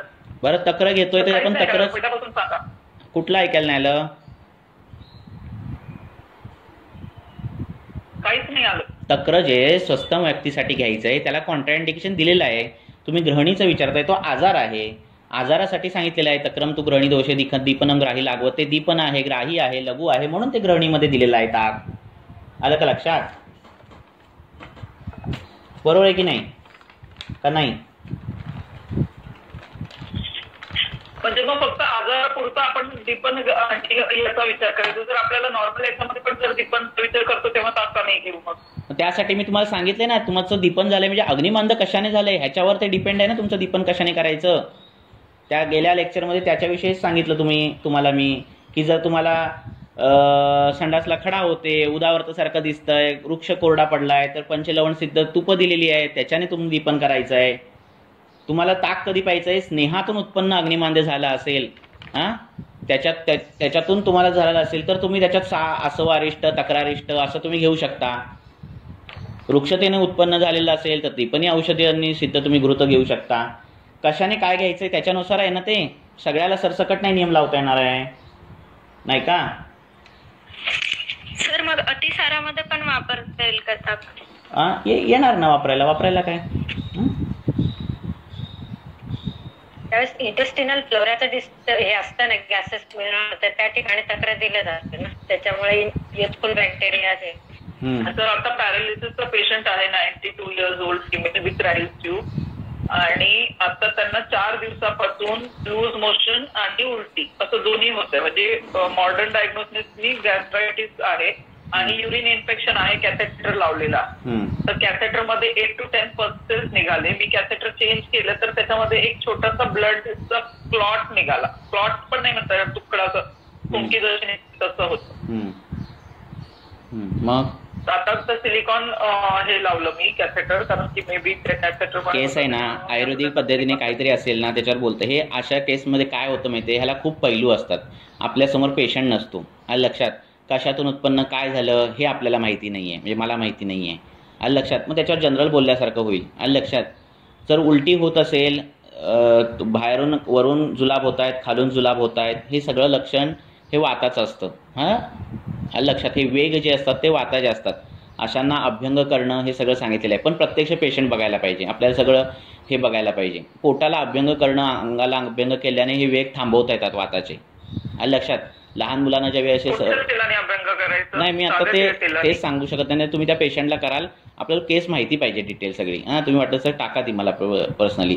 पण हेतू आपण केस हिस्ट्री कशी घेतली आहे, पहिला कुठला आजार झाला, त्याचं काय हेतू होते, ह्याच्यानुसार सगळं ते ठरणार आहे. केवळ एवढ्याच्या ह्याच्यावर मॉडर्न केस हिस्ट्रीवर आपल्याला नाही आयुर्वेदिक काय देता येणार त्यांना. पण लहान मुलांना बाबा जुलाब झाले, अतिसार झाले, तर सांगितले की वायूला पहिलं जिंका, अभ्यंग करा, आलं का लक्षात. असे हे सिद्धांत आले. हे वाचलं असेल ना तर ते आपल्याला सिद्धांत अप्लाय करता येतात. प्रॅक्टिस ही सिद्धांतावर चालते, आलं लक्षात. दशमूलारिष्ट दिलं म्हणजे आपण आयुर्वेदिक प्रॅक्टिस करतो असं नाही होत, लक्षात येत आहे. किंवा त्रिफळा चूर्ण दिलं म्हणजे मी आयुर्वेदिक करतो असं होत नाही. मी दशमूलारिष्ट वाताच्या कुठल्या अवस्थेत दिलं, किती मात्रेत दिलं, कुठल्या काळात दिलं, कुठल्या पेशंटमध्ये दिलं, काय अवस्था बघून दिलं, हे सगळा विचार करून ज्यावेळी मी ते दशमूलारिष्ट देतो त्यावेळी ते आयुर्वेदिक औषध होतं. कुठलंही ड्रग पॅथी नाही ठरवत, त्या ड्रग मागचे विचार पॅथी ठरवतात. डर्मॅटॉलॉजिस्ट पण सारेवाद्य असं देतो म्हणजे तो आयुर्वेदिक तज्ज्ञ झाला का, नाही झाला. तो सरसकट देतो सगळ्यांना. महामंजिष्ठादी काढा, तो सरसकट देतो सगळ्यांना, म्हणजे तो आयुर्वेदिक तज्ज्ञ झाला का, नाही देत, कारण तो काहीच सिद्धांत वापरत नाही, लक्षात आलं का. त्यामुळे द्रव्य देणं हे फार मोठं काम नाही आहे. नाहीतर फार सोपं आहे मग प्रॅक्टिस. एक हे टाका, आजार काढायचे, त्यांचे टाईप्स काढायचे आणि त्याच्यानुसार द्रव्य लिहून ठेवायची, असं मग ते खूपच सोपं होईल. पण एवढं नाही ना सोपं. असं बरं. अजून काय एक प्रश्न कोणा दुसऱ्याचा घेऊया, सगळे तुमचे आज प्रश्न झाले. दुसरं कोणाला काय विचारायचं आहे का, एक घेऊन थांबू. हां बोला. हे सगळं रेकॉर्ड झालेलं आहे, त्यामुळे तुम्हाला मध्ये जो काही आवाज ब्रेक झाला असेल तर तुम्हाला सगळं मिळणार आहे रेकॉर्डेड. केस हिस्ट्रीचं टाका ना मग. हां केस हिस्ट्री, केस पेपर टाकलेले आहेत मी ग्रुपमध्ये आधीही, परत टाकतो. ज्याच्याकडे असेल त्याने टाका. तुम्ही कुठे ॲलोपॅथीमध्ये प्रॅक्टिस करताय का आता सध्या? नाही सर, आयुर्वेदिकच आहे. हां आयुर्वेदिक कळणं फार गरजेचं आहे, आलं का लक्षात. केस ते फार गरजेचं आहे. HB किती आहे, ब्लड प्रेशर आहे का, थायरॉइड आहे का, हे फार नन ऑफ म्हणजे 1% आहे त्याला महत्त्व आयुर्वेदिक दृष्ट्या. आपल्या दृष्ट्या त्याचा हेतू काय आहे, कधी खातो, काय पितो, कसं आहे, त्याची लक्षणं काय, पूर्वरूप काय, आजार कुठला होता, स्वतंत्र होता का परतंत्र होता, कुठल्या हेतूने व्याधी घडला, हे महत्त्वाचं आहे आपल्यासाठी. त्याचं नख कसं आहे, डोळे कसे आहेत, जीवा कसे आहे, मल कसं आहे, मूत्र कसं आहे, हे आपल्यासाठी फार महत्त्वाचं आहे. असं पुढे दुसरं कोण काही विचारणार आहे का? एक 5 मिनिटं घेऊया आणि थांबूया. जरा मोठ्या. 2 वर्षाची छोटी मुलगी आहे सर, म्हणजे तिला काही खाऊ घालताना मोशन पास होते काही टायमाला, म्हणजे खाऊ. 2 वर्षाची काय छोटी मुलगी, वर्षाची मुलगी आहे, काही खाल्लं की लगेच मोशन होता. काही खाल्लं की लगेच मोशन होतात, म्हणजे नॉर्मलच असतात, पातळ असं काही नाही, पण लगेच टॉयलेटला होते. बर. मग म्हणजे कारण काय असेल तर तुम्ही हे अजीर्णामध्ये पण ही लक्षणं येतात, आलं का लक्षात. अति आंबूपान जर करत असेल तर हे लक्षण दिसतं लहान मुलांमध्ये, आलं लक्षात. दुग्ध सेवन जास्त करत असेल तरीही लक्षण दिसतं. हे लक्षण कृमींमध्ये, ह्याच्यामध्ये आणि काय बोललो मी, अजीर्णामध्ये हे लक्षण दिसतं की खाल्लं की लगेच संडास लावते. तर अग्नी बिघडल्याचं लक्षण आहे. तिचा अग्नी त्या लहान मुलाचा चांगला करणं गरजेचं आहे. तो का बिघडला, कशाने बिघडला, ती अंगावरचं आता दूध बीत काय पिते का, तर तिचा अग्नी कशाने बिघडला, हे सगळं डिटेल तिचं घ्यायला पाहिजे. 1 वर्षभरात काय तिने कसं काय, तिने काय केलेलं आहे, असं सगळं.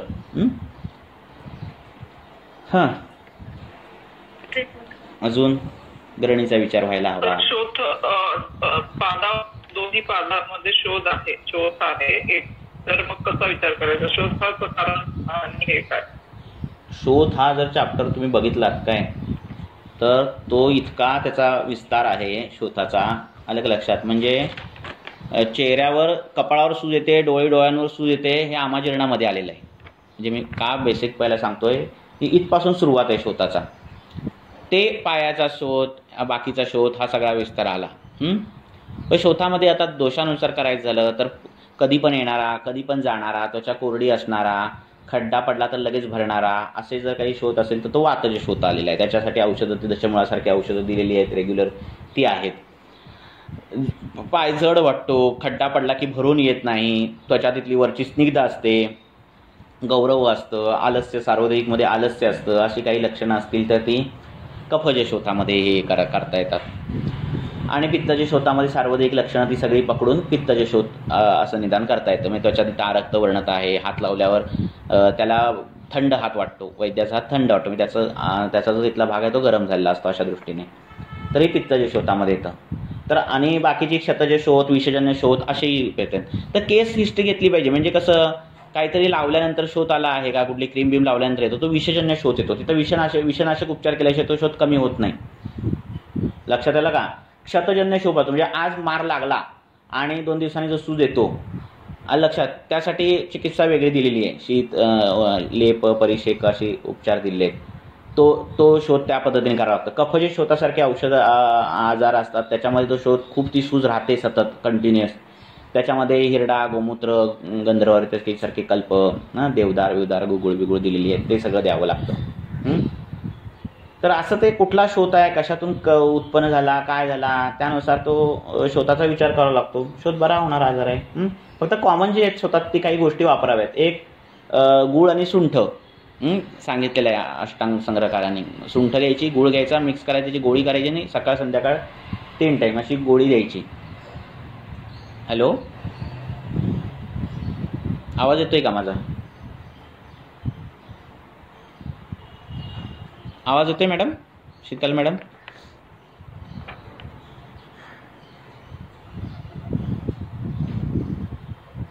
हॅलो, आवाज येतोय का माझा? मध्ये गेलेला का? हो गेला सर. कुठपर्यंत गेलेला? आज नेटवर्कचा प्रॉब्लेम आहे. कुठपर्यंत गेलेला आवाज? कुठपर्यंत ऐकलं तुम्ही? विषातून उत्पन्न शोथ असेल तर विषनाशक चिकित्सा द्यावी. लक्षात. क्षतजन्य शोथ असेल तर त्यानुसार विचार करावा. वातज शोथाची लक्षणं दिली आहेत, कफजी शोथाची दिली आहेत, पण जे कॉमन काही आहेत गोष्टी की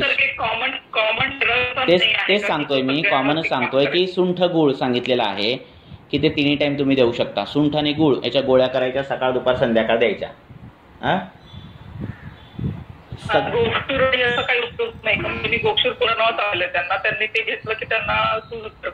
पुनर्नवा व्याधी प्रत्यय निघाय शोथामधलं, शोध कमी होणारच तेवढ्यापुरता. अलग लक्षात, ती शोथग्नीच आहे. शुंठी आणि गुळाचा कसा विचार करायचा आपण? शुंठी आम पाचक आहे, कारण गुळाचा काय रोल आहे? गुळाचा काय रोल आहे आणि हे आहे. तर हे कसं खायला सांगितलंय की सुंठ गुळ खायचा आणि त्याच्यानंतर ताक प्यायचं असं सांगितलंय. तर हे कॉम्बिनेशन आहे ना, हे व्याधी प्रत्ययनिक आहे. आणि लक्षात, म्हणजे हा जो संयोग जो होतो तो शोथ कमी करतो. लक्षात येत आहे तुम्हाला? मुळात शोथामध्ये लंघन सांगितलंय की नाही? हॅलो, लंघन सांगितलंय, लघुभोजन सांगितलंय, सुरुवाती अशी करायला सांगितले. मग आमजे शोथ आहे का? मग ते नवयात चूर्ण सांगितलेलं आहे, गरम पाण्यासोबत घ्या. तरी काही आहेत ना. मी बोलतो औषधाला काय हे नाहीये, तुम्ही ते निदान कसं करता, हेतून कसं काढलाय ह्याच्यावर सगळी ट्रीटमेंट आहे. पुनर्नवा दिली, शोध कमी दिसणारच की तुम्हाला, परत येणार. कारण आपण हेतू नाही बघितले, आपण हेतूंचे गुण नाही बघितले, आपण तो मूळ त्याचा कंटेंट काढला नाही त्याचा केस हिस्ट्रीचा. लक्षात. पुनर्नवा नुसती दिली तरी शोध दिसणारच आहे कमी. व्याधी प्रत्येक औषध आहे ते. लक्षात येते का तुमच्या?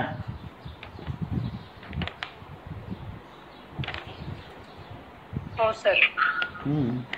शोधामध्ये स्नान आलेलं आहे ह्याचं, कशाचं आहे, सुंठ गोमूत्र असं ते स्नान आलंय. ते पाण्यात टाकायचं आणि हे करायचं, आंघोळ करायची. पण ते बोललो ना, तुम्ही केस घेतली व्यवस्थित आणि तुम्ही जर हे लावलं की मी हा निदान कळाला आणि हे आलं आणि मला आता औषधात प्रॉब्लेम आला तर काहीतरी औषधावर विचार करता येईल असं. शो तर खूप ठिकाणी येतो आहे ना, मग तो कुष्ठात पण येतोय, विसर्पात पण येतोय, अजीर्णात पण येतोय, कुठे पण येतोय, त्याला काय. बरं, काय करूया, थांबूया, अजून काय. बोला प्रीती मॅडम, बोला. सर एक व्याधींचं घ्या ना सर, म्हणजे कन्सेप्ट पूर्ण क्लिअर होतील. चालेल ना, येऊया. होतंय कसं, आता आपण लेक्चर एखाद्या व्याधीचं घेतलं तर काहींनी छान त्याचं निदानस्थान वाचलं असणार आहे, त्याला चिकित्सेची गरज असणार आहे. काही पूर्णच ब्लँक असणार आहेत, त्यांना संप्राप्तीपासूनची गरज असणार आहे. काहींचं चिकित्सीयदृष्ट्या चांगलं असणार आहे, पण त्यांचं हेतूंपासून सगळा गोंधळ असणार आहे ना. तर केस टेकिंगचा जो तुम्ही पेपर द्याल ना, तर जे कोणी पेशंट ज्यांचे येतील ना त्यांना ते त्याच स्वरूपामध्ये घ्यायला सांगा, म्हणजे कळेल नेमकं कशी प्रॅक्टिस होती. नाही, आणि कसं आहे माहिती, एक लक्षात घ्या, प्रत्येकाचे फॉर्मॅट वेगळे आहेत. बोलो ना, प्रत्येकाने अभ्यास करण्याची पद्धत वेगळी आहे प्रत्येकाची. कोण चूक नाही आणि कोण बरोबर नाही. आलं का लक्षात. मी काय सांगितलं, मूळ तुमचं काय झालं पाहिजे, तुम्हाला छान हेतू कळाले पाहिजे, त्याचे गुण कळाले पाहिजे, संप्राप्ती भंग करता आला पाहिजे आणि पेशंट बरा झाला पाहिजे कुठलाही दुसऱ्या व्याधीनंतर. हा अल्टिमेट एम आहे. प्रत्येकजण ह्या अल्टिमेटला वेगवेगळ्या मार्गाने जातो. प्रत्येकाची केस हिस्ट्री टेकिंगची पद्धत वेगवेगळी आहे. त्यामुळे मी लादू शकत नाही अशाच पद्धतीने केस घ्या. का तर प्रत्येकाचा अभ्यास करण्याची पद्धत वेगळी आहे. लक्षात आलं. पण काही जे बेसिक पॉईंट आहेत कुठले, तर हा संतर्पण व्याधी आहे का, अपद्रपणजन्य व्याधी आहे, हा सामता आहे का, निरामावस्था आहे, उपशय अनुपशय काय आहे, ह्याचे मलमूत्र परीक्षण, जीवानाडी हे परीक्षण काय आहे, आलं लक्षात. हेतू कुठले घडलेत, हेतूचे गुण काय आहेत, आणि जर तो परतंत्र व्याधी असेल तर स्वतंत्र कुठला व्याधी आहे, हे काही बेसिक आहेत. हे मेन सगळीकडे कॉमनच आहेत, हे व्हायलाच पाहिजेत सगळ्यांचे. आलं का लक्षात.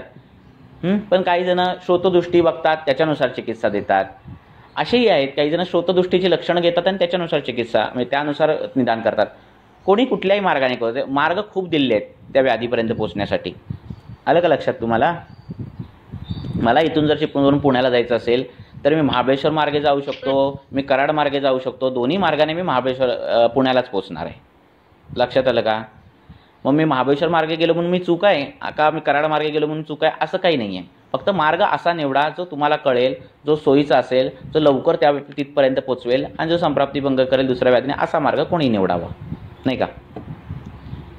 बोला सर. बोला बोला.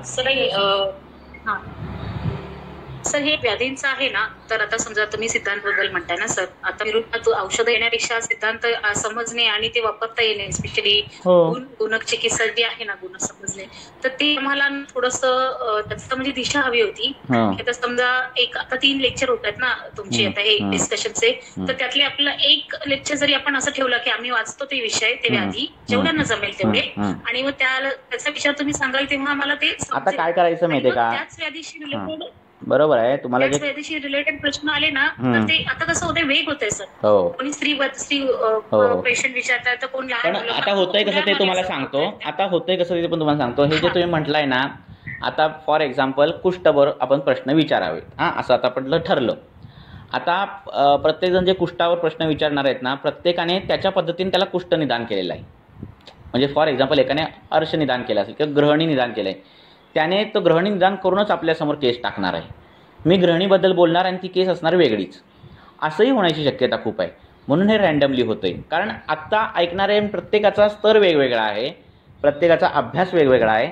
त्यामुळे आता बघा, कुठल्याही तुम्ही केस डिस्कशनमध्ये बघा किंवा कुठे तुम्हाला कॉन्ट्रावर्सी दिसेल. म्हणजे मी जर एकाचं निदान हे केलं असेल तर दुसरा निदान त्याला वेगळं करतो आणि तिसरा आणि वेगळं करून त्याला वेगळं. ह्याचं कारण असं आहे, अँगल खूप आहेत त्या व्याधीपर्यंत जाण्याचे आपल्या चिकित्सेच्या दृष्टीने. आलं का लक्षात. आणि त्यामुळे ही निदानामध्ये भिन्नता येते. म्हणून मी काय म्हणतो की तुम्ही असं कुठल्याही पद्धतीने जा जेणेकरून तुमचा मार्ग जवळचा असेल, संप्राप्तीभंग लवकर होईल आणि व्याधी लवकर जाईल आणि हे पण मिळणार नाही, दुसरा व्याधी निर्माण होणार नाही. हे जे मूळ सिद्धांत आहेत हे ह्यांना धरून तुम्ही ज्या लवकर वेगाने जाता येईल तो मार्ग तुम्ही निवडावा. लक्षात येते का. असं आहे. कोणाकडे ज्यांच्याकडे केस असेल त्यांनी ती केस घ्यावी. म्हणजे हो. आता आता मी जसं म्हणाले की यशोताची केस आहे, मग त्या पेशंटला हेतू तुम्ही जे सांगताय त्याप्रमाणे हेतू विचारून त्याच्यावरती पण डिस्कशन होऊ शकतं ना सर. आणि मग प्रत्येकाचे व्ह्यू की त्यांना काय वाटतं, म्हणजे जसं तुम्ही म्हणाल की वेगवेगळे मार्ग, म्हणजे जयश्री मॅडमला काय वाटतंय, प्रीती मॅडमला काय वाटतंय, आणि ते करूच आपण त्याचं काय. तुम्ही आणि एक काम करायचं, आता नवीन वैद्य असतील किंवा काय, त्यांनी तुम्ही हेतू जे घेताना चिंतन करा. आलं का लक्षात? चिंतन फार गरजेचं आहे. दिवसभर तुम्ही करत असाल, जेवण बनवत असाल, काही कामं करत असाल, त्याच्यामागे चिंतन करणं, आयुर्वेदिक सिद्धांत कुठे कुठे अप्लाय करता येत आहेत आपल्याला. रुग्ण काही गोष्टी सांगतो त्यावेळी ते सोडून न देता ह्याच्यात काय विचार येत असेल. पेशंट सांगतो ना, मला कधी कधी असं होतं आणि मला कधी कधी तसं होतं, ही लक्षणं काय नेमकी सजेस्ट करतात. आपण परत परत निदानस्थानातून गेलो पाहिजे, आपण परत परत ग्रंथातून गेलो पाहिजे, हे सततची प्रक्रिया झाली पाहिजे, तर ती चिंतनावस्था होते. म्हणजे हे काही गोष्टी आहेत त्या खूप लेक्चर ऐकूनही साध्य होणाऱ्या नाहीत, म्हणजे खरं सांगायचं तर. कारण कितीतरी लोकांचे अनेक सेमिनार फक्त अटेंड करतात, पण ते परत तिथंच येऊन पडतात, म्हणजे परत तिथेच येऊन येतात. म्हणजे सेमिनार अटेंड करणं किंवा हे चूक असं नाही आहे, पण स्वतःचं जोपर्यंत चिंतन होत नाही, स्वतः जोपर्यंत ग्रंथातून जात नाही, तोपर्यंत तिथपर्यंत आपल्याला येता येत नाही. हे जेन्युइन आहे विचार सांगतो तुम्हाला. आलं का लक्षात? म्हणजे मी सांगेन आता हे बघा मॅडम, हे याचं असेल तुम्हाला वाटेल छान आहे, सरांनी खूप छान सांगितलं, इथपर्यंत येणार तुम्ही. आलं लक्षात? ह्याच्या पुढे जर जायचं असेल, ह्याच्या पुढे जर स्वतःचं तसं मांडायचं असेल, तर तुम्हाला हे सगळं साईड बाय साईड, पेशंट आणि ग्रंथ हे साईड बाय साईड सतत झालं पाहिजे. असं म्हणून आपण करतोय की सकाळी ग्रंथ वाचन आणि दुपारी डिस्कशन. का? तर तुम्हाला ते मूळ ग्रंथ कळाले पाहिजेत. त्यांनी लिहिलंय म्हणजे काय तुम्हाला कळण्यासाठी लिहिलं आहे. त्यांनी लिहिलंय कशासाठी? तुम्ही हे वाचून व्याधी तुम्ही नाश कराल. हे लिहिलंय कशासाठी? तुम्हाला वेगवेगळे चिकित्सेचे अँगल कळतील, म्हणूनच तर लिहिलेले आहेत.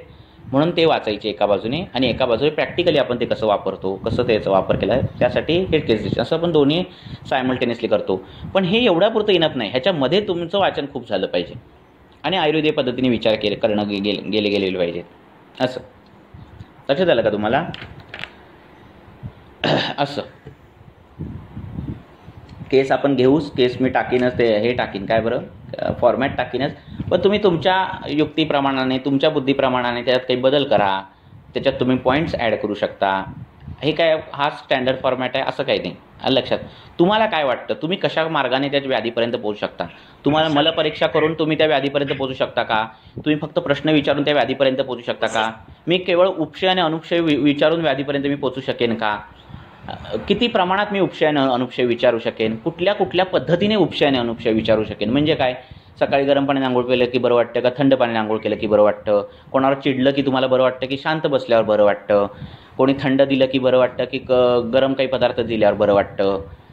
ऑफिसमध्ये जास्त स्ट्रेस पडला की त्रास होतो की स्ट्रेस नाही पडला की त्रास होतो? कामात असला की बरं वाटतं, कामात नसलं की बरं वाटतं? हे सगळे उपशय अनुपशयाचे अँगल आपल्याला विचारता यायला पाहिजेत. म्हणजे एखादा पॉईंट पकडूनही तुम्ही कुठपर्यंत तरी लांबपर्यंत जाऊ शकताय असं म्हणतोय. पण त्यासाठी त्याचं सतत चिंतन असलं पाहिजे, सतत वाचन असलं पाहिजे.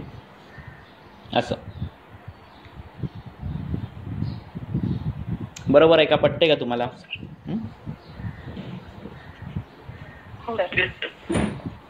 असं हे करा तुम्ही. डिटेल जेवढं तुम्हाला कशी केस घ्या, आयुर्वेदिक पद्धतीने घ्या. आलं लक्षात? मॉडर्नचा आजार तो काही असेल का, त्याचं प्रेझेंटेशन आपल्या दृष्टीने वेगळं पडतं. आलं लक्षात? खूप वेगळं पडतं. तो काही असेल आपल्या नुसतं हे हेतू असं होऊ दे ना की बाबा मॉडर्नने असं डायग्नोज केलं नाही, आपल्या दृष्टीने काहीच मिळालं नाही, मी सगळी दिनचर्या बघितली, सकाळपासून हे बघितलं, मलं बिलं सगळं बघितलं आणि काहीच पण नाही, असं मिळतं. फार रेअर असं मिळतं. असं काही मिळालं तर मग काहीतरी त्याच्यावर आपण मग मॉडर्ननुसार ते त्याचं आयुर्वेदात बसवता येईल. आलं का लक्षात? लक्षात येते का? पण असं फार रेअरली होतं. असं आपले फिल्टरच एवढे आहेत, म्हणजे दोषांचे, धातूंचे आणि मलांचे आणि परीक्षा, ते फिल्टर एवढे आहेत की काय कुठेतरी ते गाळ अडकतो. असं बोला कोण बोलतो? बरं वाटणं आणि कामात नसलं तर त्रास होणं, म्हणजे याच्यामध्ये वातदोषाचा विचार करायचा की मग कफावृत्त वात असेल तर त्याने काम केलं, चाललं फिरलं की त्याला बरं वाटतं, गुडघ्यांना, त्याच्या अंगाला हलकेपणा वाटतो. बोलतात ना बायका, सकाळी चालायला गेले की तेवढं मला बरं वाटतं ना. चालून आलं की दिवस चांगला जातो. बोलतात ना, काही जण म्हणतात ना चाललं की त्रास होतो, असे पण बोलणारे आहेत ना. हे व्याधी निश्चयासाठी महत्त्वाचं आहे की नाही, असं सगळं विचारलं गेलं पाहिजे, उपशय अनुक्षय, नाही का. सर एक पेशंट असं नाही म्हणताय, पण एक लेडी आहे. बरं, आता लवकर आवरूया आपण. हा, दूध घेतलं तर त्रास होतो तिला. दुधाचे पदार्थ जसे चीज आहे, बटर आहे, इव्हन दूध जरी घेतलं तरी अजीर्ण सारखे किंवा ऍसिडिटी सारखा त्रास होतो. याचा काय विचार करतात? अग्निमांद्य आहे त्याचं, तिचा क्षाराने तिचं अग्निवर्धन करायला पाहिजे. क्षार असं वरिष्ठांनी अग्निवर्धन करायला पाहिजे. तुम्ही हा चॅप्टर वाचा, तुम्ही ग्रहणी चॅप्टर वाचा. हां, चरक राहू दे, अष्टांगचा ग्रहणी चॅप्टर वाचा, त्याच्यात तुम्हाला स्नेहातून उत्पन्न अग्निमांद्य दिसेल. तर जड पदार्थ खाल्लं, पनीर खाल्लं त्रास होतो, दूध पिलं त्रास होतो, जड काही खाल्लं की त्रास होतो, तर त्याच्यात ते दीपन करायचं आहे. ते क्षार, आसव, अरिष्ट ह्याच्याने अग्निवर्धन करायचं. हे चॅप्टर वाचा, एकदा वाचून एकदा नजरे खालून घाला. म्हणजे तुम्हाला कळेल की सगळ्यातच आपल्याला पंचकोल वापरायचं नाही, सगळ्यातच आपल्याला हे वापरायचं. ह्या विषयी गेल्या लेक्चरमध्ये पण चर्चा झालेली आहे. असं ठीक आहे, थांबूया आपण, 1.5 तास झालाय. तुमचे प्रश्न ठेवा पुढच्या लेक्चरला, विचारा. ओके.